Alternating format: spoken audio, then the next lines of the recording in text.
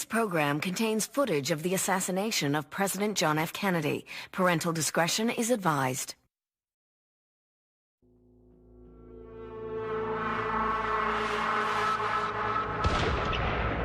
It appears as though something has happened in the motorcade route. Something, I repeat, has happened in the motorcade route. There's numerous people running up the hill.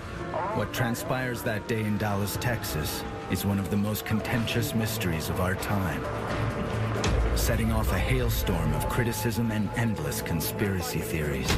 You don't smell gunpowder unless you're upwind of it. That I was not struck by the first bullet. And the first thing that flashed through my mind was that he had fired. Leading one man on a 25-year quest for the truth. You know what your critics say. They say this is absurd. They rank it with the tooth fairy, bottom of the barrel kind of theory. You know you're going to get a lot of criticism when you publish this theory. Why, of course we are. But then again, those people don't know anything about firearms, ballistics, or bullet performance. Now a second investigator is determined to solve this murder. If you're going to a crime scene and you're trying to work out what's actually going on, invariably you'll find out through your witnesses. They'll solve it for you. Who killed President John F. Kennedy? The policeman says, no, you cannot come in here. You cannot come in here. And have these two experts finally found the smoking gun hidden in plain sight all along?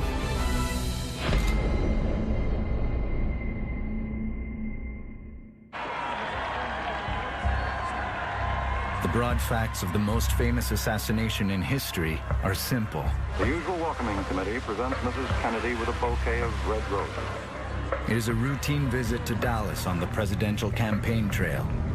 The sun is shining, the people are welcoming, and the top of the presidential limousine is down. The president's car is now turning onto Elm Street, and it will be only a matter of minutes before he arrives at the trademark. At 12:30 p.m., shots are fired.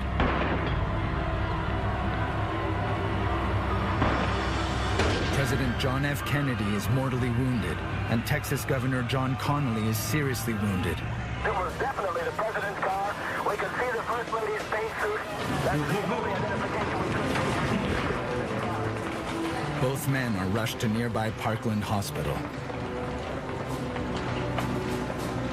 A half hour later, President Kennedy is pronounced dead. The President of the United States is dead. Just 45 minutes after the assassination, Kennedy's suspected killer, Lee Harvey Oswald, murders a police officer before finally being arrested in a Dallas movie theater.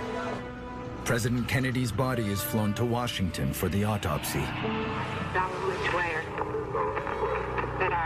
Vice President Lyndon Johnson takes the oath of office on board the plane. 2 days later, Dallas club owner Jack Ruby shoots and kills Oswald in an underground parking lot.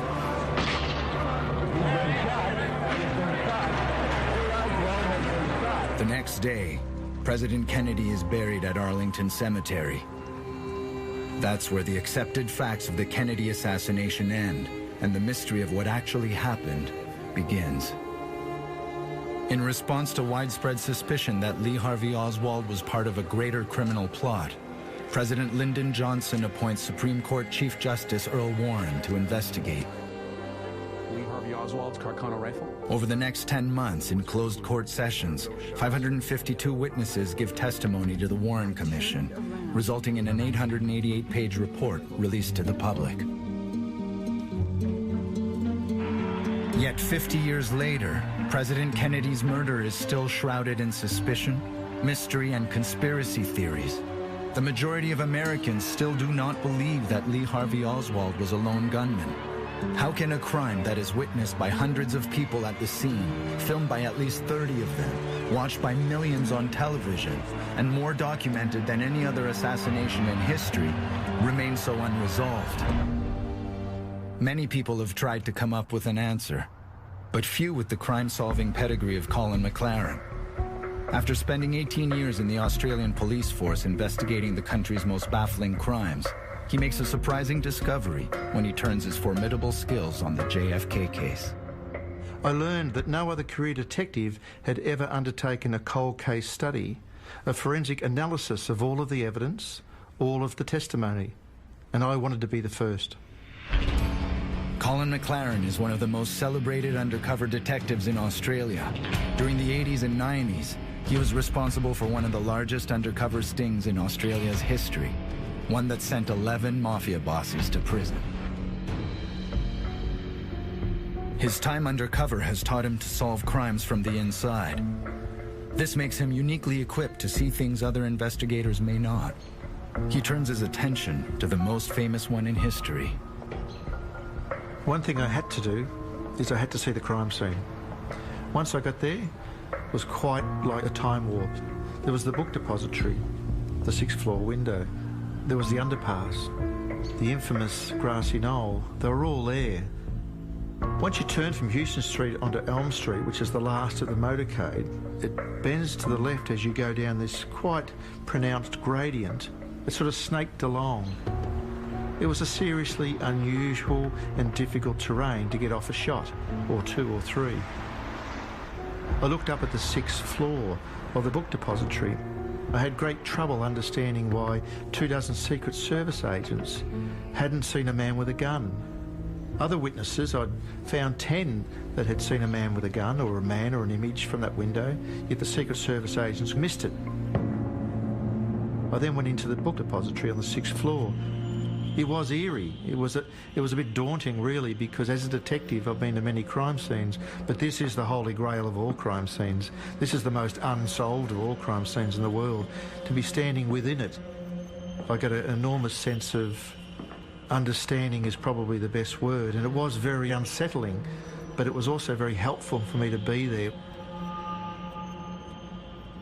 Oswald's perch was much smaller, much tighter than I ever imagined from all of the photographs I studied.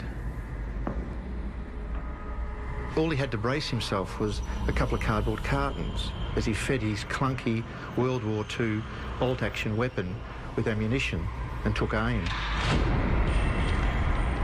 Let's not forget one very important factor: the adrenaline, the pressure, the nerves he must have felt as he sighted up the president.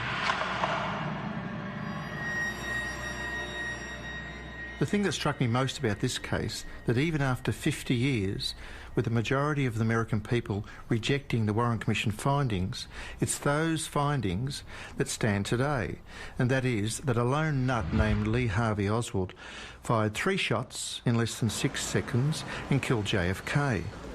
Then Jack Ruby kills Oswald.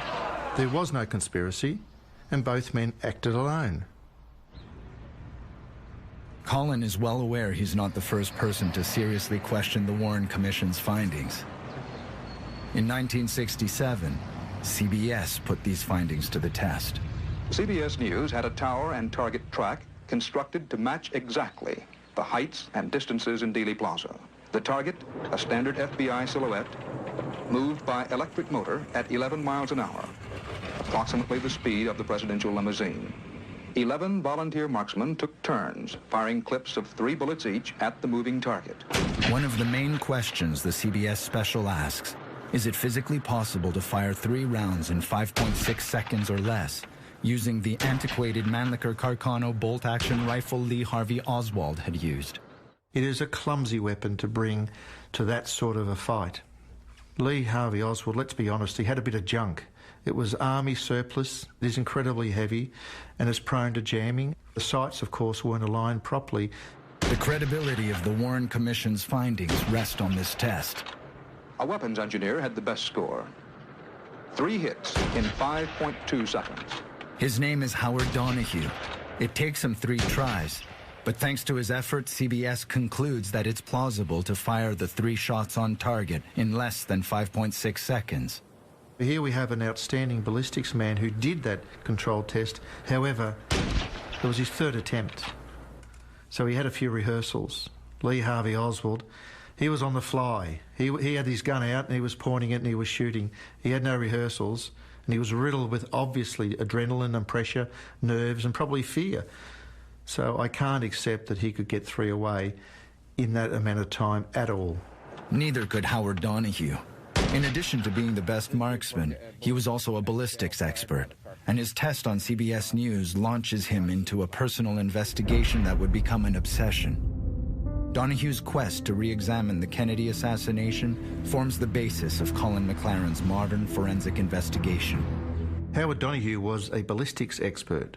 If he hadn't done what he did, I wouldn't be here today. Howard Donahue is no conspiracy theorist, but what he uncovers, he believes is a terrible secret, long hidden from the American people. My father initially got interested after the CBS test shoot. It was like a domino effect of figuring out more stuff. It never ended. It just kept going on and on and on.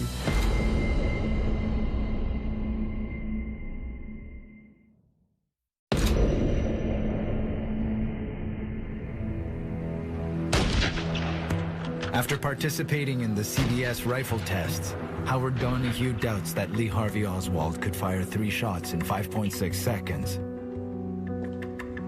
What begins as a nagging doubt turns into a 25-year obsession to reveal the truth about JFK's assassination. He started to just dig. He would find an inconsistency and didn't understand it. He just had that kind of mind. He wanted to understand. Howard Donahue is a highly decorated bomber pilot in World War II. Born in upstate New York, he grows up in Baltimore, Maryland, where he lives until his death in 1999. My father was around guns all his life. From when he was 11 and got that first .22 caliber rifle, he always had a gun. As a child, Colleen Donahue is immersed in her father's enthusiasm for guns and obsession with JFK's assassination. He was always hunting and fishing and just loved the outdoor life. And then, of course, as he got older, he qualified as an expert marksman and had a gun shop, and he was a gunsmith and an expert witness in court. After the CBS special airs, a popular men's magazine of the era asks Donahue to write an article backing the Warren Commission's findings. He was approached by a True magazine, which was one of the top men's magazines in the United States in the 60s. Featured a lot of, outdoor hunting and fishing stories and true adventure. And they wanted him to write a story based on his involvement with the CBS special, but basically looking at the Warren Commission and concluding why it was accurate. And so Howard said, yeah, I'd like to do that. Bonner Menninger is a Kansas-based journalist who chronicled Howard Donahue's search to uncover what happened in Dallas. His mission was to focus on the empirical evidence, to not concern himself with the various conspiracy theories, but really bear down on the ballistics, on the trajectory of the shots, the way the bullets performed, the wounds they caused, and see where that led. First, Donahue looks at ballistics. The Warren Commission found that Oswald fired 3 shots. His first shot, which became known as the single bullet, passed through Kennedy's neck, wounding him and Texas Governor John Connally. Oswald's second shot missed entirely. His third shot hit JFK in the head and killed him. Donahue decides to examine each of the 3 shots. What the commission determined to be Oswald's first shot is probably the most contentious. The commission found that the bullet struck President Kennedy at the base of his neck, just to the right of his spine, exited his throat below the Adam's apple, struck Governor Connally beneath and behind his right armpit, shattered 4 inches of Connally's 5th rib, exited below his right nipple, and crashed through his right wrist, before finally lodging 2 inches deep in Connally's left thigh. For many critics of the Warren Commission, the 2 men's position in the presidential limousine rule out the single bullet theory. The critics find it preposterous that a bullet slanting down from the right rear of the president could pierce his throat, make a sharp right turn, and enter the extreme right side of Connally's back.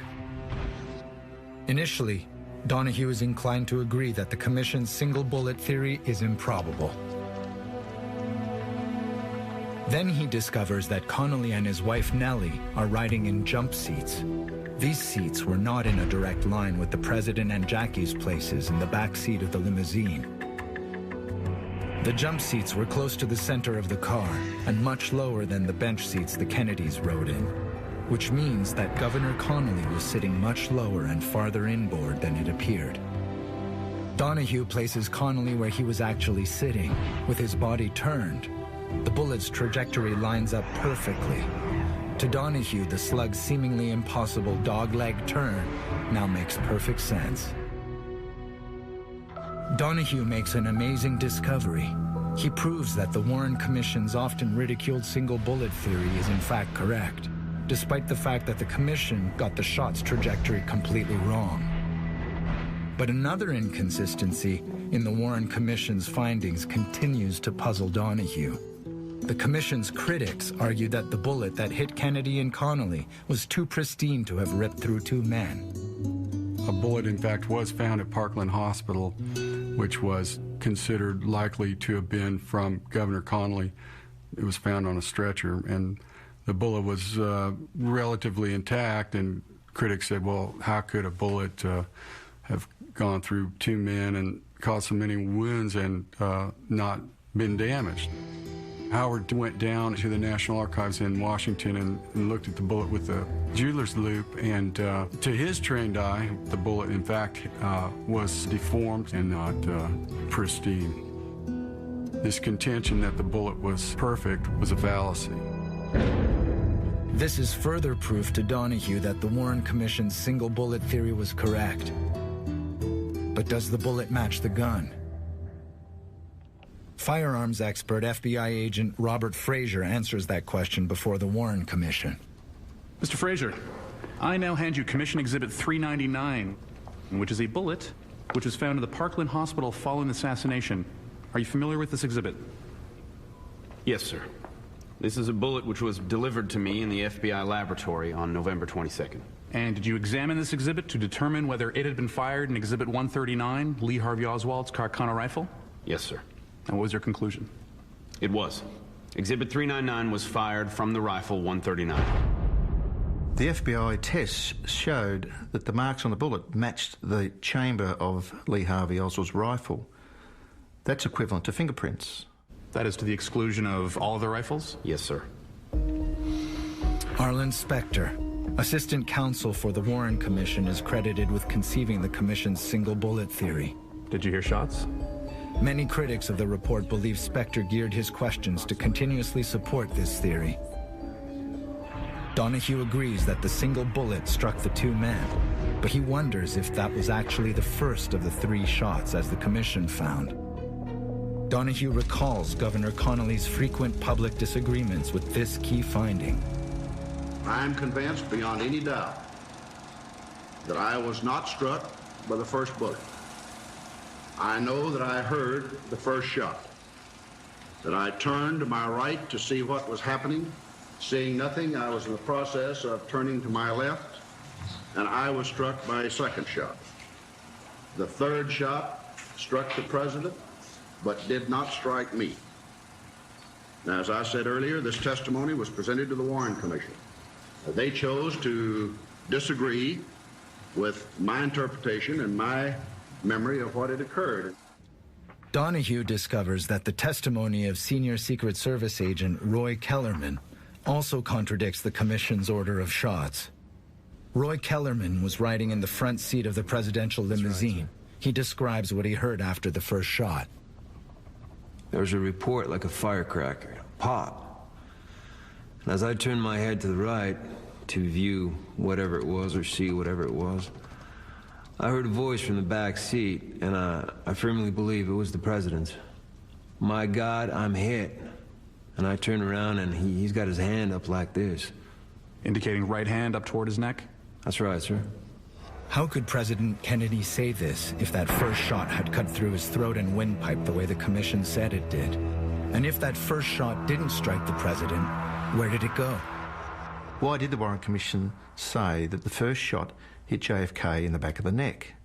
There is ample corroborative evidence from many witnesses that saw the first shot hit the pavement and ricochet off. Virgie Rachley was a bookkeeper at the book depository. In her Warren Commission statement, she says she saw a bullet bouncing off the roadway. So you were standing directly in front of the Texas School Book Depository building? Yes. Tell me what you saw. Well, after he passed us, then we heard a noise, and I thought it was firecrackers because I saw a shot where something hit the pavement. What did it look like when you saw it? Well, As I said, I thought it was a firecracker. It looked just like you could see the sparks from it. Is it possible that a fragment from this ricochet bullet struck Kennedy, causing him to exclaim, "My God, I'm hit," before he was shot through the neck by the second bullet? Donahue thinks so, and is now convinced that the Warren Commission got the order of the first 2 shots wrong. As he progressed, more and more inconsistencies emerged, and he asked himself more and more questions, and then you can't stop. Next, Donahue turns to the third and fatal headshot, leading him to his most shocking discovery. Howard couldn't believe it.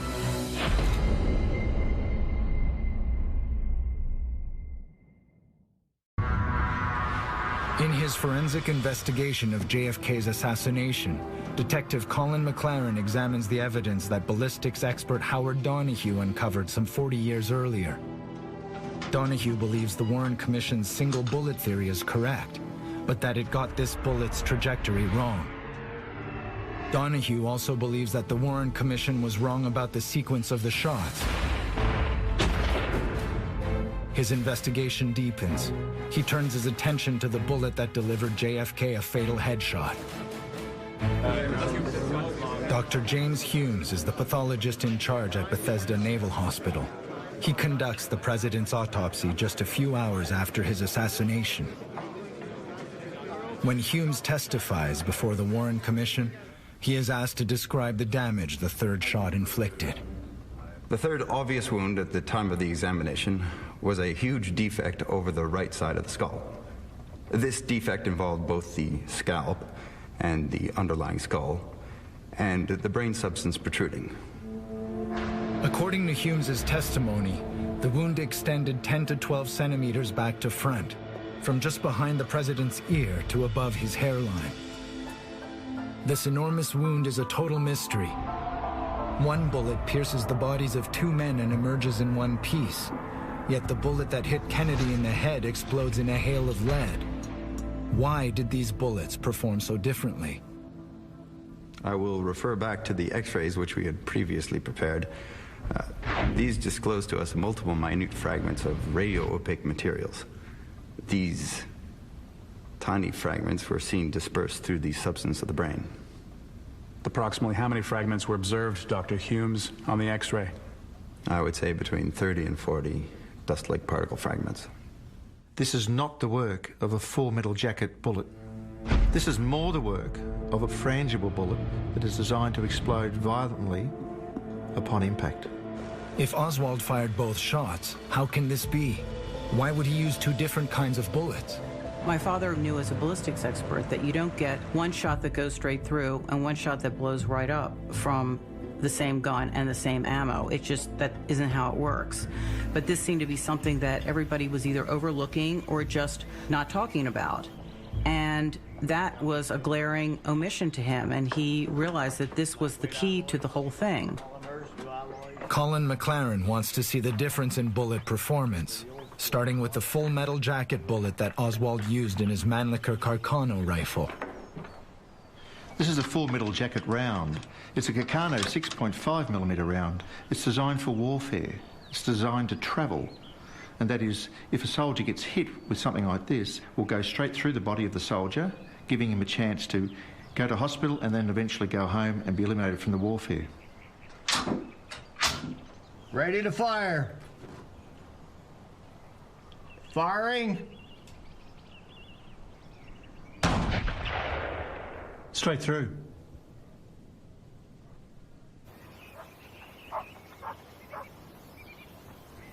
Colin, I think we're seeing a typical full metal jacket drive-through.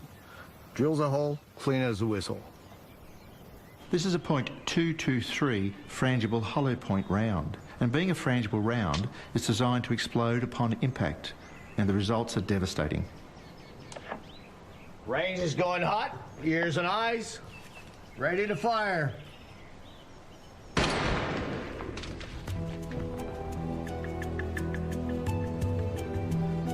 Donahue has concluded that the bullet which struck Kennedy in the head is inconsistent with the ammunition used in Oswald's rifle. He now focuses on the size of the entrance wound in Kennedy's skull. This wound in the right posterior region was the measurement that I gave before. I believe 15 by 6 millimeters. According to the autopsy report, the diameter of the entrance wound is 6 millimeters, and the bullet tunnels for 15 millimeters before fragmenting. Howard talked to pathologists who told him that a bullet wound in the skull always makes a hole slightly larger than the diameter of the bullet. But Oswald's Carcano bullets are 6.5 millimeters in diameter. If the shot had come from Oswald's Carcano rifle, the entrance wound in JFK's skull would have to be at least that diameter or bigger. If the entrance wound is only 6 millimeters in diameter, it's simply impossible for a 6.5 millimeter Carcano bullet to have impacted JFK's skull. Once again, Howard had identified something that nobody else seemed to tumble to in terms of the implications of this evidence, but it's pretty significant. Donahue concludes that the kill shot was caused by an exploding frangible bullet from another weapon. If so, why were 3 spent Carcano shells found at Lee Harvey Oswald's sniper perch? The advocates of the lone gunman theory will always mention the 3 spent casings that were found in Oswald's perch. One of them was away from the other 2, and Howard Donahue explains the single one perfectly. It was dented and probably used as a chamber plug. Could you just show us how that's done, Pierre? Sure. That is to stop moisture and grit from getting into the chamber. Evidence from the crime scene indicates that Oswald may have ejected this chamber plug before taking his sniper position at the window. It's compelling evidence that Oswald fired only 2 shots. So if the fatal headshot didn't come from Lee Harvey Oswald's rifle, where did it come from? Donahue now revisits the shot's trajectory to see if he can find the answer. The Warren Commission calculated the headshot came down at a declination of just under 16 degrees. The trajectory from the book depository was 16 degrees down and about 6 degrees right to left, based on the midline of the vehicle. Even if the entrance wound and Oswald's position lined up, that right to left trajectory would have suggested that the exit wound would have been somewhere in his left side of his face, maybe his forehead, his nose, and not the upper right portion of his skull.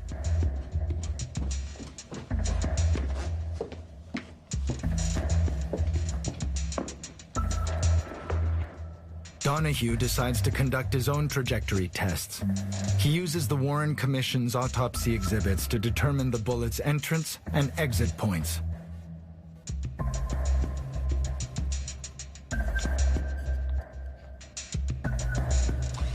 He drills the exit hole and hopes to trace the line of trajectory back to its source.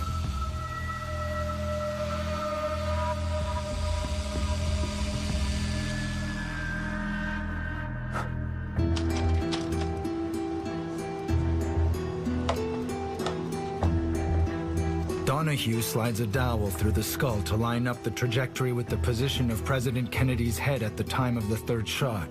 He determines that the shot was fired behind JFK, but from a much lower angle than the 6th floor window of the book depository. Howard couldn't believe it. Howard believed that it was absolutely impossible for the trajectory from Oswald's sniper position to have caused the wound that Kennedy suffered in his head, based on where the autopsy physicians placed the entrance wound and where the exit wound was on the upper right side of his head. Didn't make sense. Donahue has applied basic ballistic science to conclude beyond all doubt that the Warren Commission is wrong. He is now convinced that there must have been a second shooter in Dealey Plaza that day. But who was the shooter? And where was he positioned? Who else may have been carrying a high-powered rifle? The answer is explosive.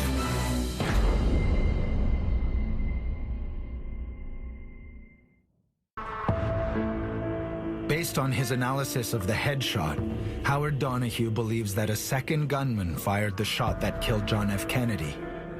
He believes that the third shot could not have come from the 6th floor of the book depository.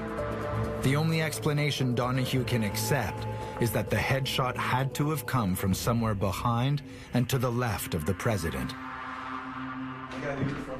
Seeking answers, Donahue meets pathologist Dr. Russell Fisher, Maryland's chief medical examiner. Fisher has been appointed by the Attorney General to re-examine JFK's autopsy, and he reveals startling new information about the president's head wound. Dr. Fisher told him that the entrance wound was mislocated. It's much higher, maybe 4 inches in this area here, perhaps here. Higher. Huh. At the autopsy in Bethesda, it was down here by the occipital protuberance, which is that bony bump on the back of your skull, but in fact, Dr. Fisher's panel found that it was 4 inches higher. It's at 1 inch to the right of the midline. A big difference. The doctors in the autopsy must have misplaced the location of the entrance wound. There can be no other explanation. Armed with this new information, Donahue can now trace back the trajectory of the fatal shot based on the entrance wound's correct location.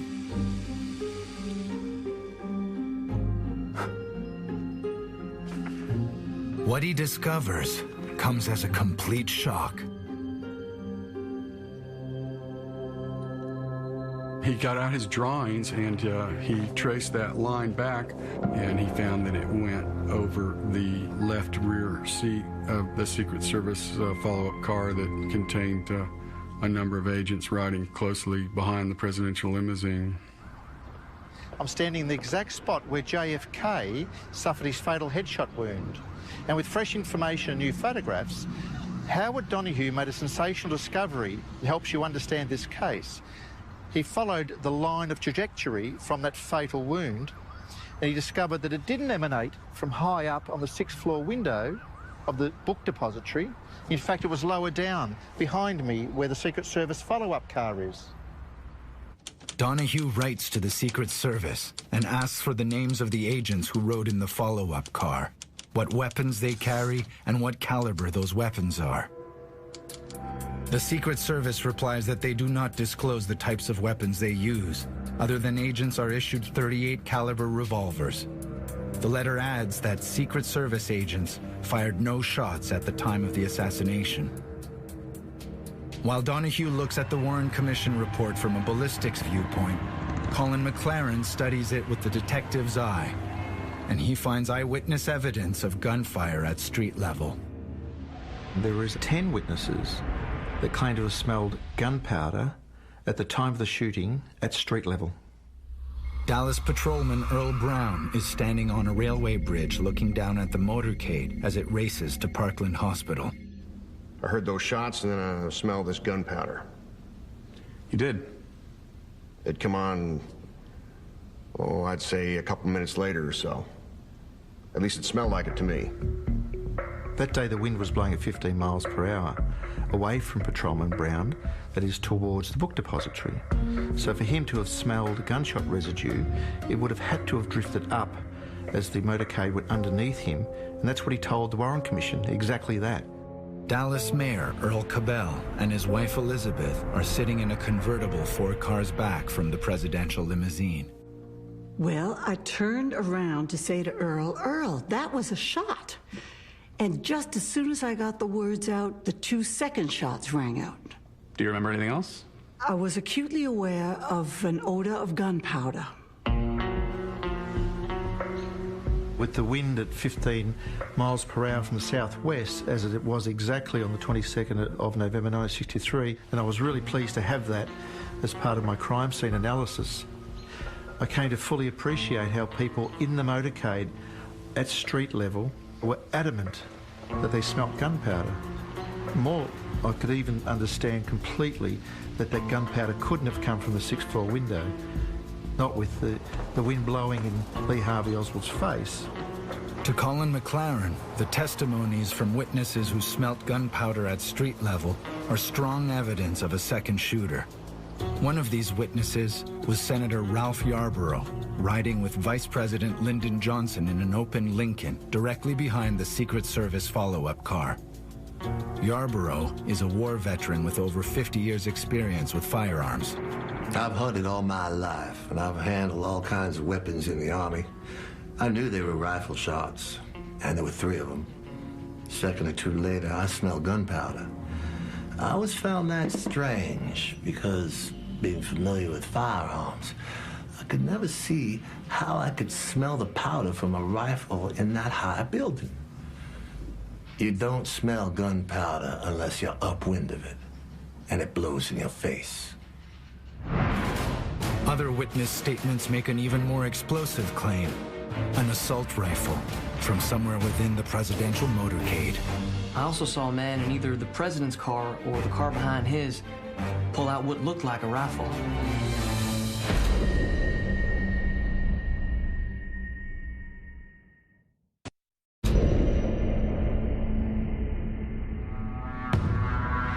The trajectory of the third shot leads back to the Secret Service follow-up car.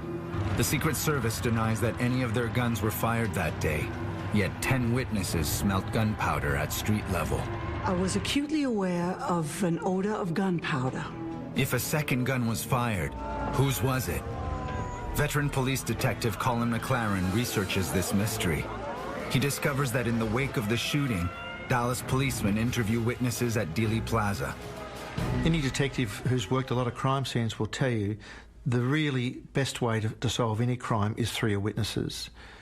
Don't look too far, look on the ground, keep it on the ground, keep it at street level, and keep working your witnesses. They'll solve it for you.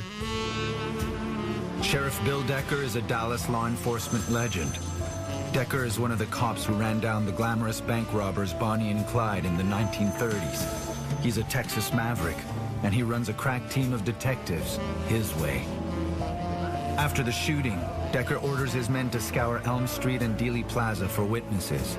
By day's end, Decker's men pull in several dozen witnesses, many claiming to have seen the shooting. If you're going to a crime scene and you're trying to work out what's actually going on, invariably you'll find out through your witnesses. Of course, you've got to grab them at the very start while they're hot and commit them to paper. The Dallas Sheriff's Office found the best type of witness, those that saw something on the day and were prepared to make statements before they could be corrupted from outside influences. For Colin McLaren, the eyewitness testimony is the key to solving the most famous crime in history. I heard at least 2 shots fired. 22-year-old Hugh Betzner is standing alongside the motorcade taking photographs. I also saw a man in either the president's car or the car behind his pull out what looked like a rifle. Hugh Betzner is just one of the people to see a gun at the scene. McLaren discovers that there are others. Senator Ralph Yarborough is in the motorcade. He also states that he saw a Secret Service agent pull out a rifle. I heard 3 shots, no more. All seemed to come from the right rear. Some of the Secret Service men looked backward and to the right in the general direction for where the explosion seemed to come from. One Secret Service man sitting down in the car ahead of us pulled out an automatic weapon or rifle, and he looked backward. McLaren wonders why this evidence of a rifle a mere 4 meters behind the president was not investigated. He digs deeper. Dallas Mayor Earl Cabell is traveling in a convertible, 4 cars behind the presidential limousine. Would you describe what you saw or heard, please, sir? I heard the shots. There was a longer pause between the first and second shots than there was between the second and third shots. You didn't, in fact, know who had been hit, I take it? Nope, we couldn't tell. We could tell, of course, that there was confusion in the presidential car. Activity. The Secret Service men ran to that car. From out of nowhere appeared one Secret Service man with a submachine gun. His attention seemed to be focused up toward the building. All of these witnesses see a rifle at the crime scene. So why did the Secret Service not disclose its presence in their letter to Howard Donahue? Even Secret Service agent Winston Lawson testifies that he saw a fellow agent holding a rifle. but I also noticed, right after the reports, an agent standing up with an automatic weapon in his hand. And the first thing that flashed through my mind was that he had fired, because this was the only weapon I'd seen up to that point. Who is that agent? What Howard Donahue now realizes is that his suspected second shooter has been hidden in plain sight all along, inside the Secret Service follow-up car. Only one camera captures that agent at the scene with an assault rifle in his hands. His name is mentioned several times during the Warren Commission. Howard came to a passage that describes an agent Hickey with the AR-15 pointing it aimlessly around the plaza or something to that effect. And Howard saw that reference and he was stunned. Agent Winston Lawson rides in front of the president in the lead car. He gives a sworn statement about what he saw. I noticed Agent Hickey standing up in the follow-up car with the automatic weapon. I first thought he fired at someone. From other Warren Commission testimonies, Donahue identifies that weapon as an AR-15 assault rifle. The AR-15 fired the kind of bullet that he believed hit Kennedy in the head that ruptures and causes massive lethality. When Donahue went through the Warren Commission reports, he found 11 witnesses that could put the AR-15 in the hands of George Hickey. 2 of them at the time of the third shot, the final shot. Did you hear shots? Yes, sir. How many? 3 shots. And then we saw the car coming with the president. And as it passed underneath me, I looked right down, and I could see this officer in the back.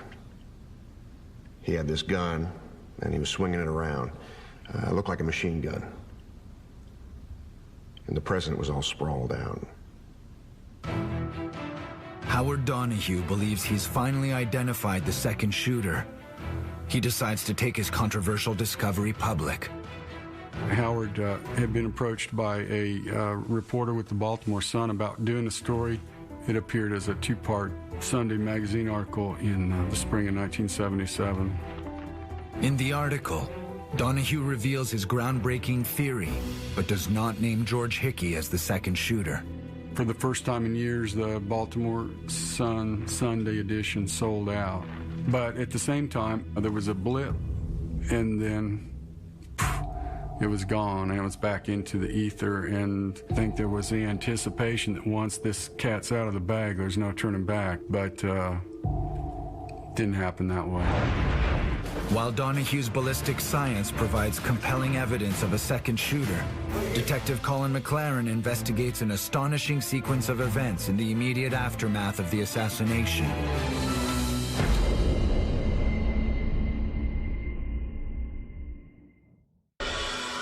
Ballistic science expert Howard Donahue believes he has proven that the 2 bullets which struck JFK could not have come from the same gun.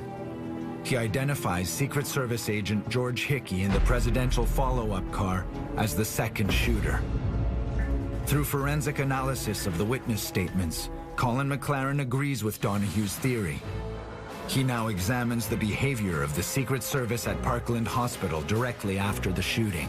And just now we've received reports here at Parkland that Governor Connolly was shot in the upper left chest, and the first unconfirmed reports say the president was hit in the head. By all accounts, the 2 hours at Parkland Hospital was sheer pandemonium.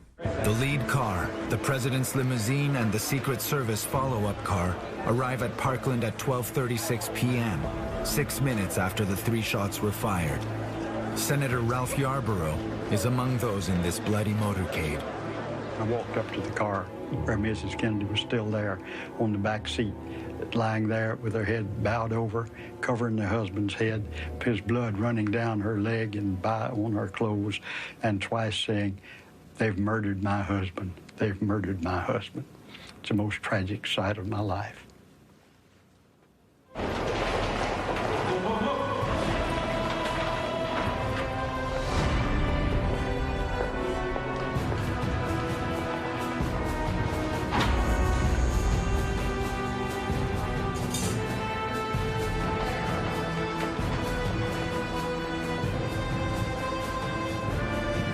Secret Service agent George Hickey, armed with his AR-15 rifle, receives orders to protect Vice President Johnson at the hospital.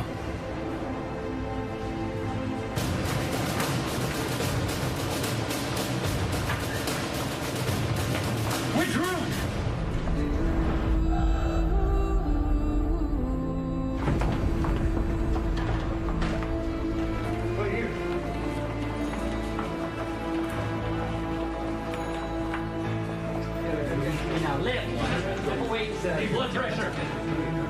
Secret Service agent Roy Kellerman calls Washington.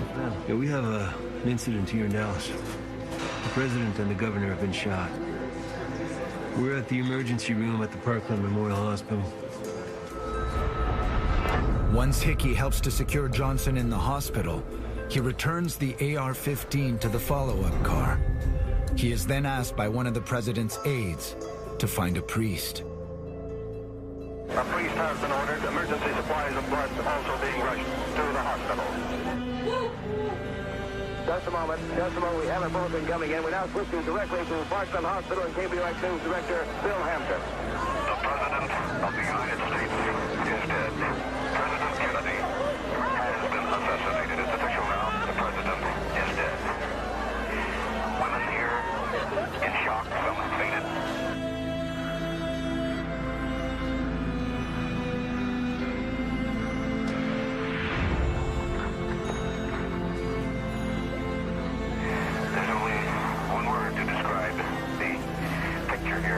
Grief and much of it.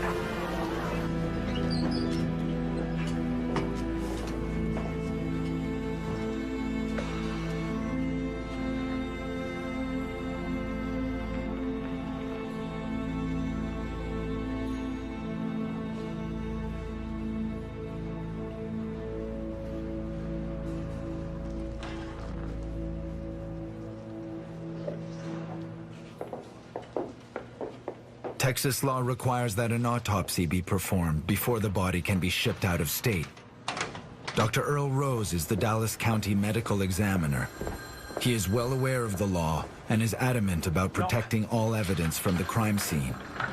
But Agent Roy Kellerman wants to take JFK's body to the president's hospital near Washington. The body cannot leave this hospital until after an autopsy has been performed. Well, this is the body of the President of the United States, and we're going to take it back to Washington. No, now that is not the way things are done. When there's a homicide, we must have an autopsy. Well, he's going with us. The body stays. My name is Roy Kellerman. I'm special agent in charge of the White House detail for the Secret Service, and we are taking President Kennedy back to the Capitol. You are not taking him anywhere. There's a law here, and we are going to enforce it. Kennedy's personal doctor, Admiral George Berkeley, also argues with Dr. Rose. Mrs. Kennedy is going to stay exactly where she is until this body is moved. We can't have that. We are removing this body. Now, this is the President of the United States, and there should be some consideration in an event like this. Now, that doesn't matter. You cannot lose the chain of evidence. My friend, that part of the law can be waived. Now, either you move, or we run it over you.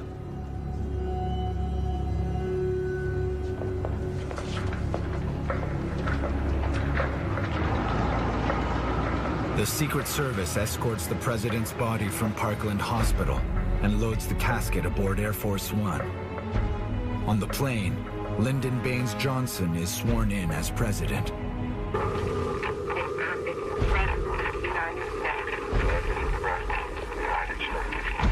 I was struck by the heavy-handed manner in which the Secret Service and the presidential aides removed the body from Dallas. Was it simply a panicked reaction to the chaos of the moment? Or was it more a deliberate attempt of a cover-up of what happened earlier that day in Dealey Plaza? To get inside the motives behind the Secret Service's actions, McLaren retraces their steps leading up to the assassination.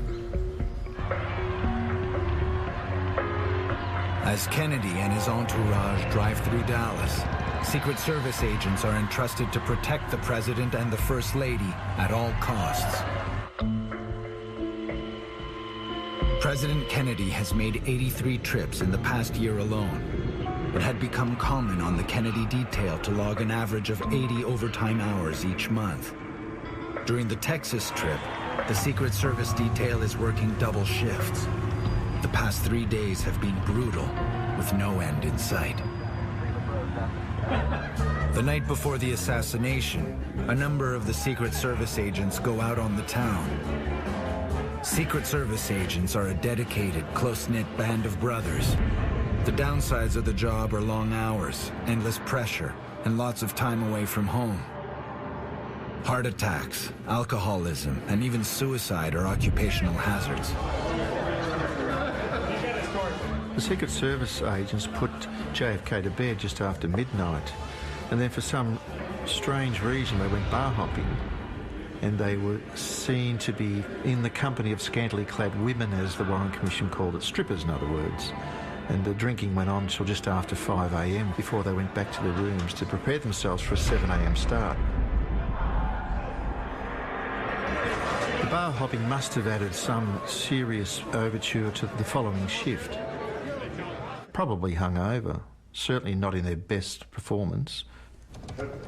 When later questioned by Chief Justice Warren, the head of the Secret Service, James Rowley, defends his agents. Some people in the crowd saw a man with a rifle up at this building from which the president was shot.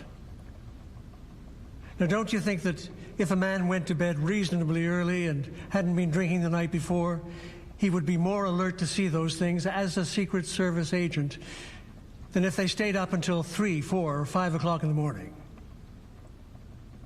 Yes, he would. But there are situations where a man comes in from a trip at 1:30 in the morning, and he has to be up at 3:30 or 4 o'clock and be ready to go out at 5 o'clock departure. And we go that whole day until 1 or 2 o'clock in the morning. Well, don't you think that they would have been more alert, sharper, had they not been doing those things? Yes. Yes, sir, but I don't believe that they could have prevented the assassination. Agent George Hickey, whose primary role was as a driver, was already in Dallas preparing the cars for the motorcade. George Hickey was a 40-year-old who started at the Secret Service only 4 months previous to the fatal day at Dealey Plaza. He in fact was gazetted or attached to the garage, that is to polish the cars, check the oil and water, and prepare it for the president and the motorcade. George Hickey was not in the bar getting drunk the night before. And that had to have been the reason for George Hickey, who was at that stage just a driver, to have to step up, take the AR-15 and take the sniper role on the follow-up car, a set of responsibilities totally foreign to him. In the days immediately after the assassination, the Secret Service agents are ordered to write statements about their actions that day, including George Hickey. The last shot seemed to hit his head and cause a noise at the point of impact, which made him fall forward and to his left again.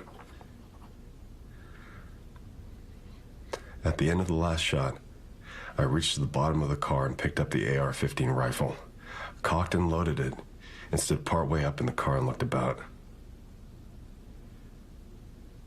At this point, the cars were passing under the overpass, and as a result, we had left the scene of the shooting. I kept the AR-15 rifle ready as we proceeded at a high rate of speed to the hospital. George Hickey's version of what happened is interesting. He claims that he had hold of the AR-15 just as they were going underneath the underpass. Yet, you've got 11 different witnesses who gave testimony that say very clearly he had hold of the weapon at the time of the third shot. That is, of course, back on Dealey Plaza. Interestingly again is, of those 11, 7 of them are Secret Service agents. Another eyewitness saw a completely different picture than the one Hickey portrays. Sam Holland is standing on top of the underpass at the time of the shooting. Holland gives a sworn statement to the Dallas Sheriff's Office. Yeah, after the first shot, the Secret Service man raised up in the seat with a machine gun, and then he dropped back down in the seat. Agent Roy Kellerman confirms that this weapon is in the motorcade in his Warren Commission testimony. We have an AR-15. It's out of its case. It won't be shown. It could be laying on the floor, but she is ready to go. Ready to go means that the assault weapon is cocked, loaded, one up the spout, and safety on. In the case of George Hickey, all he would have had to have done was flip the safety, point, and shoot. But that's not what Agent Hickey claims in his written statement. I reached to the bottom of the car and picked up the AR-15 rifle, cocked and loaded it, and stood partway up in the car and looked about. Why did Hickey say he cocked and loaded the AR-15 when Kellerman testifies it was ready to go? Earl Warren confronts Secret Service Chief James Rowley about the use of assault rifles in the motorcade. Well, I'm thinking this. As you go along in the motorcade, you have men who are scanning the buildings along the route, don't you? Yes, sir. And they have submachine guns in one of their cars? No. Warren knows from other testimony that this is not true. For security reasons, I'd like to... Rowley evades the question. We have no machine guns now. Well, I thought I just heard this in the record here, that they had some kind of guns. We had some weapons, new weapons, yes, sir. So here we have a situation where the latest weapon in the Secret Service arsenal, the AR-15, is withdrawn immediately after.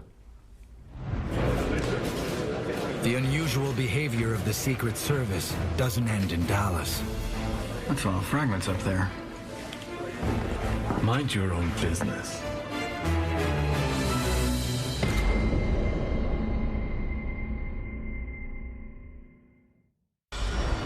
By his own admission, Secret Service agent George Hickey had a powerful assault rifle in hand as shots rang out in Dallas on November 22nd, 1963. At the end of the last shot, I reached to the bottom of the car and picked up the AR-15 rifle. But eyewitnesses contradict his statement. You've got 11 different witnesses who gave testimony that say very clearly he had hold of the weapon at the time of the third shot. If the fatal shot was fired by Hickey, the behavior of the Secret Service becomes more intriguing. Why did they refuse to allow an autopsy to be performed at Parkland Hospital in Dallas? Air Force One touches down at Andrews Air Force Base outside Washington at 5:58 p.m. The streets have been cleared for a beeline run to Bethesda Naval Hospital, 28 miles away. JFK's personal physician, Dr. George Berkeley, is also the head of Bethesda Naval Hospital. Berkeley has arranged for the hospital's chief pathologist, James Humes, to conduct the autopsy. Humes and his team know their efforts here tonight will be critical to any criminal proceedings against the crime's perpetrator. J. Edgar Hoover has appointed 2 FBI agents to stay with the body through to embalmment. Both James Sibbert and Francis O'Neill know their controlling boss expects a thorough report on everything that happens in the autopsy room. The medical investigators must log all forensic samples and maintain a sound chain of custody of the exhibits. Typically, autopsies are conducted by a small pathology team, but this is no ordinary autopsy. Here we have an autopsy where there's at least 30 people inside the suite. Representatives of the Army, the Navy, the Air Force, the FBI, technicians, pathologists, all working in this massive crush to get the autopsy done, arguing, talking over each other. The head pathologist, Dr. Humes, even stated in evidence that he wished he could have chucked them all out. Just stay back a little bit, please. It was like trying to do delicate neurosurgery in a 3-ring circus. 30 years after the JFK assassination, the Clinton administration initiates the Assassination Records Review Board to release documents relating to the shooting and conduct interviews about JFK's autopsy. Colin McLaren has access to vital information that was not yet declassified during Howard Donohue's investigation in the 1970s. By the early 90s, most Americans still believed the truth about the assassination had not been told. This public sentiment increased with the release of the film JFK by Oliver Stone. In response, Congress passed the JFK Records Act, which led to the ARRB interviews. In 1995, the ARRB subpoenaed all records to do with the Dallas trip from all agencies involved. They wanted to inspect all the books. Unfortunately, The Secret Service destroyed their documents, all their records, the week earlier. Of course, why would they do that? Did the Secret Service have something to hide? From the outset, McLaren sees basic forensic practices being ignored. Secret Service agent Roy Kellerman's clothes are spattered with JFK's brain matter. Their clothing should have been bagged up and treated as exhibits. They were witnesses to one of the worst crimes in history, and they should have been treated as witnesses. They should never have been there, yet they stayed for the duration. Despite the chaos in the autopsy room, the pathologists agree that a bullet penetrated the lower region of the president's neck, just below the collar line, at the shoulder. JFK's neck wound was very neat. The entry was only 7 millimetres in diameter, which suits a 6.5 millimetre 4-metal jacket round. At the Parkland Hospital in Dallas, Governor Connolly receives treatment for a similar neat, clean wound. Dr. Humes, I should take this. News reaches the Bethesda autopsy room that a 6.5 millimeter full metal jacket bullet has been found on Governor Connolly's hospital trolley. Humes and his team mentally tick off their first missing bullet. JFK's headshot wound is a different story altogether. The round responsible for it clearly hit the president in the back of the head, causing a massive wound 130 millimeters in diameter. Humes concludes the head wound is the result of a bullet that's exploded. The left cerebrum was disrupted by the explosive force of the missile as it entered near there. I didn't need a neuropathologist to see that the man's brain was blown. Do you have any recollection now about radio-opaque objects being in or appearing in the X-rays? Yes, in the skull. There are some little tiny fragments of radio-opaque material which we thought to be bullet fragments. Very fine, sort of granular-looking material. Went almost as far forward as the frontal bone. We need to clear the room. X-ray technician Gerald Custer carries out the instructions of Dr. Humes. Thank you. Custer, it's all yours. Thank you. Good. Clear. Once Custer has taken an X-ray, he rushes upstairs to his photographic laboratory to process the exposures and bring them back for the pathologists to view.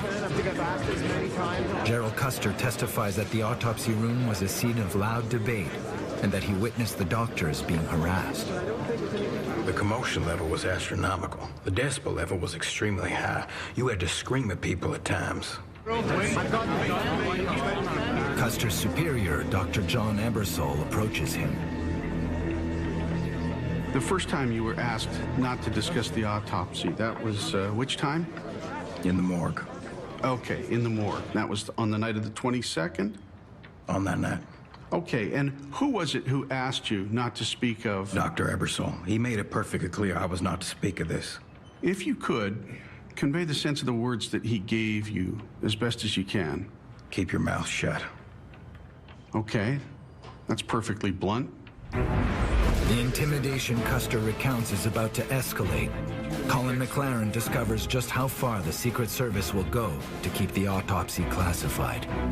After I signed the gag order, I was told that if anything, no matter what got out, it would be the sorriest day of my life, and that I'd spend most of my time behind prison walls.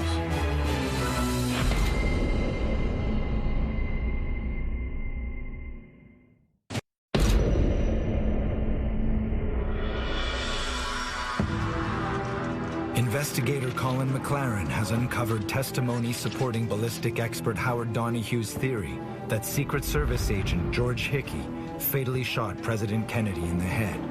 He's revealed astonishing evidence of a cover-up by the Secret Service. Now, with access to declassified records, McLaren discovers the true extent of the Secret Service interference in the autopsy. John Stringer was in charge of all the photographers. It was his job to keep it under control. Yet what he saw was a complete mess. He was complaining of all of the chatter, the talking, the pushing, the crush. Stringer takes multiple photographs, mostly of JFK's head wound. A young photographer named Floyd Reeby works with Stringer. Reeby testifies that he took around 100 shots on 8 or 9 separate film rolls. They are crucial evidence. When you finished with one roll of 35mm film, what did you do with that? Well, I took it out of the camera and gave it to one of the Secret Service agents there. Did you ever see that film subsequently? No. As far as you are aware, did either you or Mr. Stringer leave the autopsy room with any exposed film? No. No, you couldn't have got out of there with that. They even took, we had 1 or 2 cassettes. They weren't even exposed yet, and they took that too. I had a film, 35mm film roll in my pocket. Wasn't even used, they took that as well. They took every bit of film we had. The FBI records show that 22 color rolls and 18 black and white rolls were taken. Their care is entrusted to the Secret Service. FBI agent Frank O'Neill recalls handing the film to Roy Kellerman. O'Neill later testifies that the Secret Service head promised to forward a copy of all photographs to the FBI, but never did. The chain of evidence stops with Agent Kellerman. Reeby himself never saw the photographs he took. He mentioned at the ARRB that he believed that images went missing, even though he attended a public hearing on that. He couldn't find those images or photographs, ever. He mentioned how the Secret Service and different people in that room were interfering. There was a 4-star general in there and a civilian who I took to be Kennedy's personal physician. And were this general and this person in civilian clothing giving directions to Dr. Ebersol? Correct, absolutely. What kind of directions were they giving to him? In a sense, the Kennedy family would not like you to pursue this path any further. Would you like her to come in right now? Would you like... Wait, this ain't... Let's go be here. We've got the White House on our backs, Doctor. What are we supposed to do? All right, you have 5 minutes. Let me put it this way, plain and simple. The autopsy was something that had to be done. Didn't have to be done correctly, just had to be done for record purposes only. Find out the facts, forget it. Dr. Humes completes the autopsy, dissatisfied with the result. His work interrupted by all the commotion. He stores the president's brain in a stainless steel pail for further forensic analysis. But that never happens. The pathology slides that were created by Dr. Humes were handed up to the Secret Service, and he stated he never saw them again.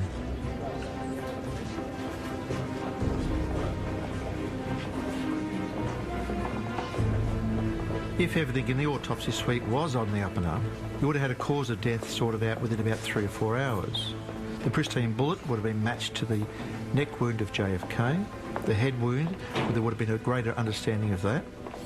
All the exhibits would have been bagged, labelled, and a proper continuity and signatures would have taken place. But unfortunately, none of that happened. Dr. Humes? Yes? Do you mind if I have a quick word with you? Do you mind, please? Shortly after the autopsy, Dr. Humes's boss, George Berkeley, informs him that Robert Kennedy wants his brother's brain. He asked me would I give him the brain, which I promptly handed to him in a pail. Then the mystery really begins, because what happened after that, I don't know. What George Berkeley did with the brain is the mystery of the century. And why I so easily acceded to his wishes, I don't know. Other than he was talking about Bobby and the family and what they want. I need you to make x-rays of fragments of the president's skull. Days after the autopsy, Dr. Ebersol returns from a meeting at the White House with the Secret Service. He has a strange request for Gerald Custer. Did Dr. Ebersol say anything to you about metal fragments? He gave me 3 or 4 different metal fragments varying in size, and he asked me to tape them to the bones. And did you tape them to the bones? Yes, sir. Custer's explosive testimony is evidence of a complex cover-up orchestrated by the Secret Service. I could honestly say that. He says that he was asked to manufacture an X-ray that would obscure detection of an explosive frangible bullet by placing full metal jacket bullet fragments on JFK's remains. Did Dr. Ebersol ask you to tape the metal fragments to the bones after he returned from the White House? Are you able to say with certainty? Absolutely. As soon as he walked in, it was the first thing he said. I want these bone fragments x-rayed with these metal fragments taped. There was no doubt that Gerald Custer was asked to falsify an X-ray. And he did, what his boss had asked him to do, even though he would regret it for the rest of his life. Well, that was the most traumatic. After I signed the gag order, I was told that if anything, no matter what got out, it would be the sorriest day of my life, and that I'd spend most of my time behind prison walls. A few days later, photographers Floyd Reeby and John Stringer are approached by a Secret Service agent. You mentioned something related to a secrecy oath. Well, we were told that this was classified information under the National Security Act, and we had to read it and sign it. If we talked about it to anybody at all, well, we'd be court-martialed. John Stringer, whose exposures were confiscated at the autopsy by the Secret Service, is also forced to sign a gag order. Virtually everybody in that autopsy suite that day was forced to sign a gag order. As Colin McLaren re-examines the Warren Commission report, he concludes that Assistant Counsel Arlen Specter has his own agenda. They came to realise that the Warren Commission themselves weren't interested in finding the truth.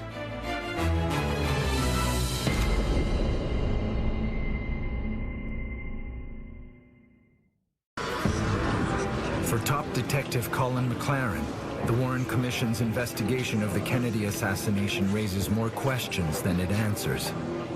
From what I'd learned about the goings-on in Dealey Plaza and the autopsy suite and the Parkland Hospital, I wanted to go through the Warren Commission reports once more just to see if there was anything that I missed, and there was. As McLaren scours the Warren Commission, he discovers that some vital witnesses from the autopsy were never called, and that in his view, pivotal evidence was disregarded. Most crucially, the autopsy notes of FBI agents James Sibbert and Francis O'Neill. McLaren discovers that Assistant Counsel Arlen Specter meets with the two agents and asks them if they had made any notes in the autopsy suite. The agents reveal that they did, and that Senior Secret Service agent Roy Kellerman took possession of all photographs and X-rays. He promised they would be made available to the FBI upon request.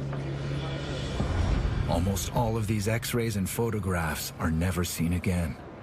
Did you see any FBI or Secret Service agents taking notes? Oh, that's right. Sibbert and O'Neill. I could swear they were writing a book that night, writing it down. But Assistant Counsel Arlen Specter tells a different story. In a memo written by Specter, he stated there was no notes made by Sibbert and O'Neill. Was this a misunderstanding by Specter, or was it in fact a lie? Either way, Sibbert and O'Neill weren't called to the Warren Commission or their notes. Why? 2 months into the commission hearings, X-ray technician Gerald Custer has a preliminary interview with Counselor Specter outside the courtroom. There's little doubt that Custer's observations in the autopsy and his story of falsifying an X-ray for the Secret Service would have been explosive evidence at the Warren Commission. Custer tells Specter his story and waits to be summoned. Specter never calls him. Senator Ralph Yarborough is also keen to testify at the Warren Commission. He was directly behind Secret Service agent George Hickey. One Secret Service man sitting down in the car ahead of us pulled out an automatic weapon or rifle, and he looked backward. I smelled gunpowder. It clung to the car nearly all the way to the hospital. In the Commission's executive sessions memorandum, Chief Justice Warren demanded that Yarborough be called to testify. He never did. Why Warren's order was not obeyed is a mystery. Although he was the head of the inquiry, McLaren believes he was not always in control, and that the Commission willfully avoided interviewing key eyewitnesses. It's not known whether Arlen Specter spoke to any of the agents from the follow-up car. Only one of those agents in the car gave evidence to the Warren Commission. Depending on your point of view, that is either very neglectful or very telling. After a 9-month investigation, the Warren Commission is drowning in paper. With no modern criminal analysts and no computer systems, it is possible that some evidence goes unnoticed. But Colin McLaren has access to modern cross-referencing databases. With his detective expertise, he uncovers several witnesses whose crucial testimony has gone unanalyzed. Until now. If an analyst had reviewed the witness statements, He would have seen how often 3 shots had been mentioned, also how often smelling gunpowder was said by the witnesses, especially close to the motorcade. He would have linked these snippets with other evidence from witnesses that saw a Secret Service agent stand up with a firearm and then fall backwards. Unfortunately, this all went unnoticed by the Warren Commission. They came to realise that the Warren Commission themselves weren't interested in finding the truth. Colin McLaren's 4-year forensic analysis, coupled with Howard Donahue's ballistics expertise, point to Secret Service agent George Hickey as the man who fatally shot JFK. A case made for who and how. The final question still remains: why?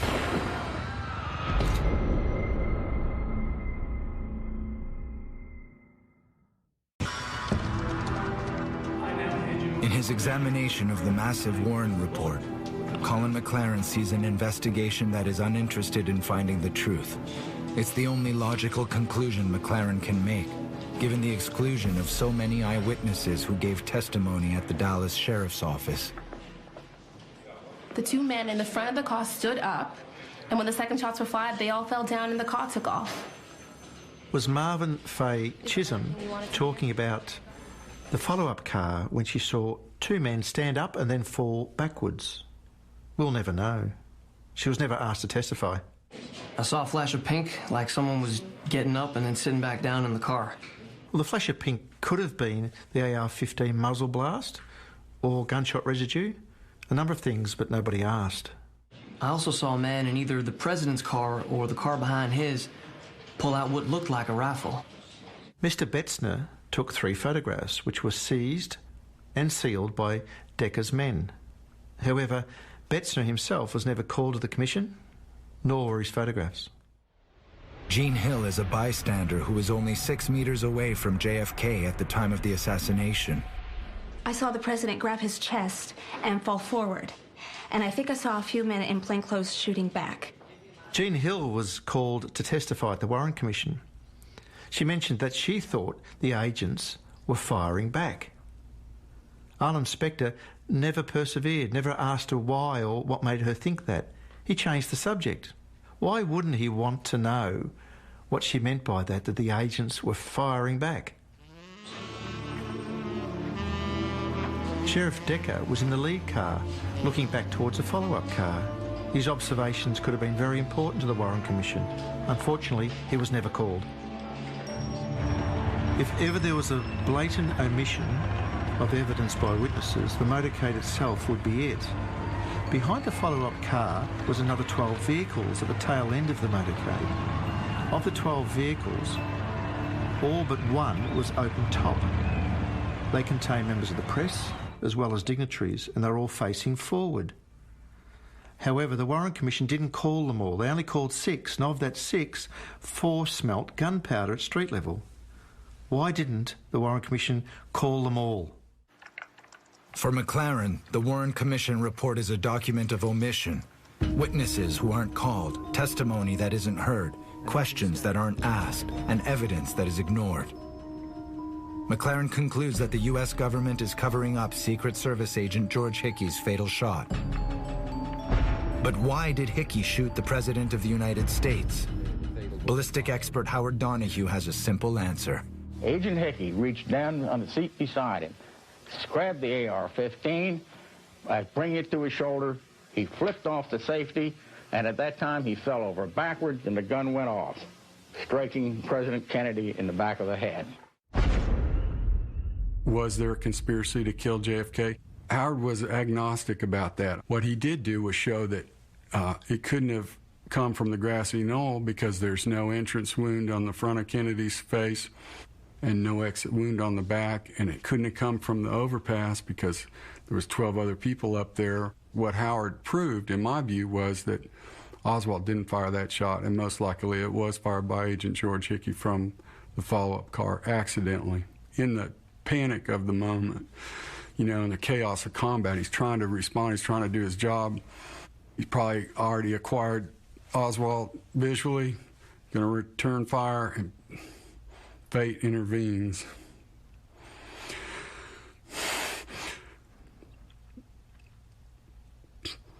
sad. I mean, it's sad for him, it was sad for the country. It was a tragedy.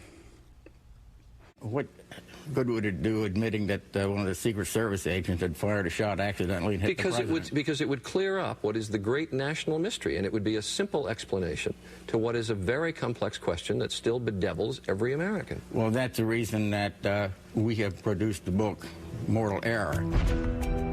25 years after Donahue began his investigation, author Bonner Menninger discovers the ballistic expert's controversial theory. He writes a book based on Donahue's scientific but provocative conclusions.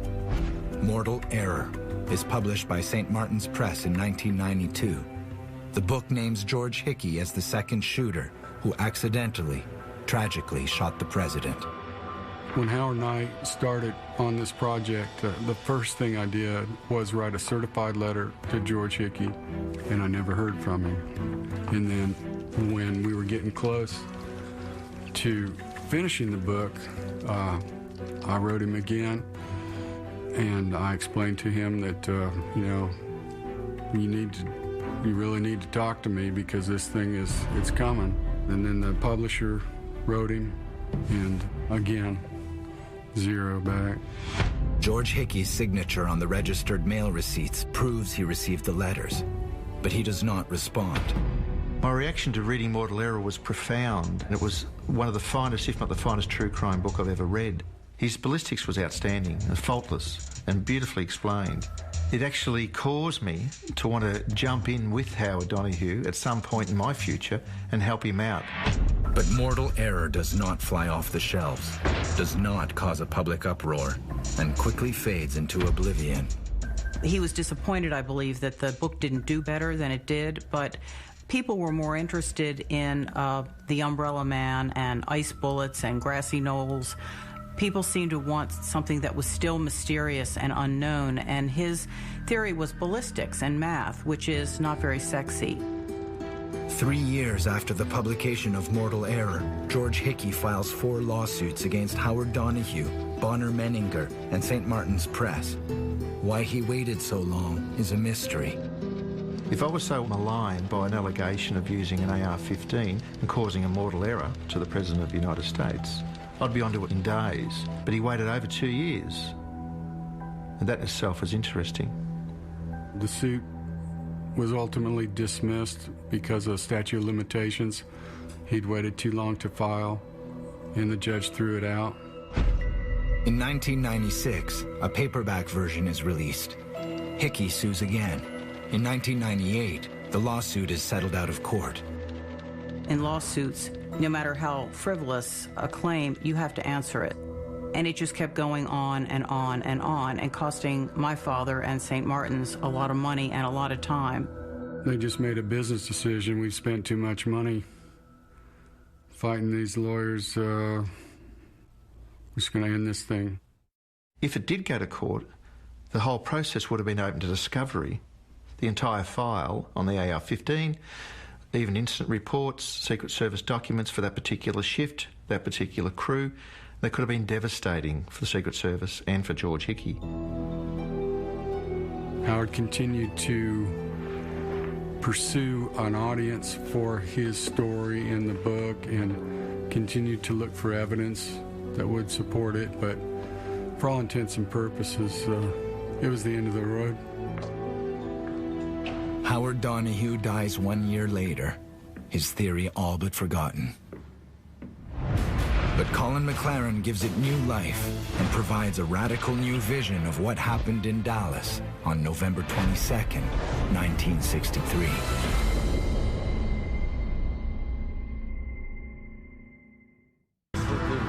Howard Donahue's 25-year quest to expose the truth inspires Colin McLaren to investigate this famous murder mystery and prove Donahue's remarkable theory. Both men agree that the third shot that hit Kennedy was the result of a tragic accident. I really believe this is what happened. 3 shots are fired. The first is by Lee Harvey Oswald. It misses, but a ricocheting fragment of the bullet hits the president, causing him to say, "My God, I'm hit." At the sound of gunfire, Agent George Hickey turns to look up at the 6th-floor window. Oswald fires again. The second bullet enters the president's back and exits his neck, hurtling forward into Governor Connolly's back and exiting through his chest. Hickey picks up the AR-15 to return fire and flicks off the safety. As the follow-up car lunges forward, he loses his balance and accidentally pulls the trigger. The presidential car is rushed to Parkland Hospital, and a massive cover-up begins. This forensically constructed account has long been supported by previously ignored eyewitness statements. I saw the president grab his chest and fall forward, and I think I saw a few men in plainclothes shooting back. After the first shot, the Secret Service man raised up in the seat with a machine gun. Both Donahue and McLaren find that 11 people are able to put the assault rifle in George Hickey's hands at or before the time of the third shot. 7 of the 11 are Hickey's fellow Secret Service agents. McLaren and Donahue also identify 10 people who testify that they smelt gunpowder at street level, at or around the time of the shooting. You don't smell gunpowder unless you're upwind of it, and it blows in your face. To McLaren, the behavior of the Secret Service agents at Parkland Hospital is evidence they knew one of their agents shot JFK. Documented accounts of physical and verbal threats and the determination to prevent an immediate autopsy, despite the law, speak to a cover-up. Well, either you move, or we run it over you.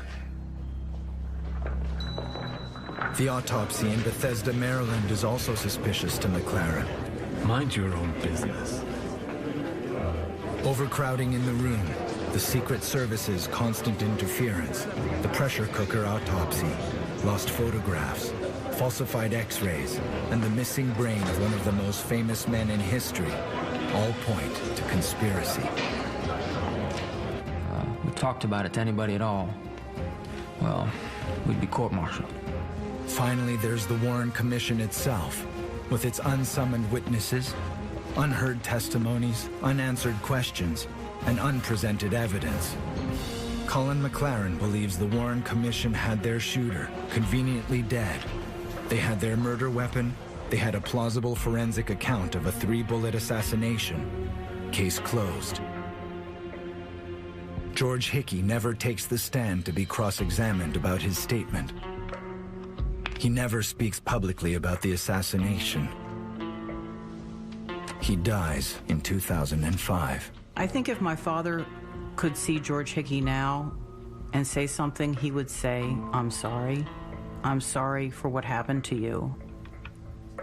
He arrived at this conclusion through facts, evidence, and just his knowledge of ballistics. And unfortunately, it led to Mr. Hickey, but it was never his intention to paint him as a bad guy or disparage him in any way, and he had great sympathy for Mr. Hickey. It's tragic that John Kennedy's life had to end in that way, and in a way, it's almost like he's continued to die through the years because he just hasn't been able to rest in peace. And I would, for his sake, because I admired him very much, for his sake, I would like to be able to see this thing resolved once and for all, put to rest.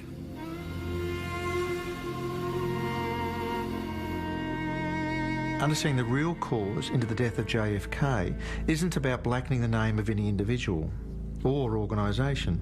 It's about the truth and supplying a definitive answer to the American people.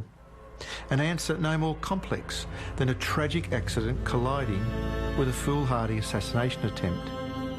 Maybe it's time to see the smoking gun and then to quietly close the door behind history's most talked about and debated crime scene.